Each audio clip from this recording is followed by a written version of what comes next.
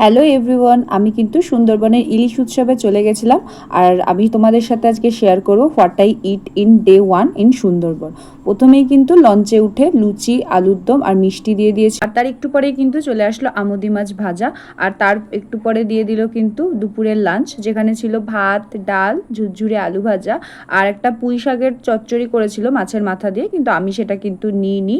তারপরেই চলে আসলো কিন্তু ইলিশ মাছ, সর্ষে দিয়ে করেছিল, সর্ষে পোস্ত দিয়ে। তো এটা বেশ ভালো ছিল। আর সব রান্নাই কিন্তু বোটে যেহেতু খাবো, সব রান্না কিন্তু লাইট করেছিল, কোনো অসুবিধা হবে না খেয়ে।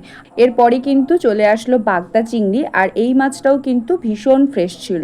সত্যি প্রত্যেকটা খাবারই কিন্তু খুবই ভালো ছিল। তারপর কিন্তু পাতে পড়ে গেল আমের চাটনি আর পাঁপড়। আর এই আমের চাটনিটা কিন্তু খুবই ভালো ছিল, সবাই দুবার করে নিয়ে নিয়ে খাচ্ছিল আমার মার মতো। দুপুরে খাওয়ার পর কিন্তু ওরা একটা ফলও আমাদেরকে দিয়েছিল। তারপর হোটেলে গিয়ে আমরা ঘুমিয়ে পড়েছিলাম। আর ইভিনিং স্ন্যাক্সে এসেছিল কিন্তু চিকেন পকোড়া। আর ডিনার টাইমে ছিল ভাত, আলু ভাজা আর মটন কষা। আর এই রান্নাগুলোও কিন্তু খুব ভালো হয়েছিল। সুন্দরবনের আরও ভিডিও কিন্তু আসতে থাকবে, তো স্টে টিউন গাইস। ওকে, তো টাটা, পরের ভিডিওতে আবার দেখা হচ্ছে।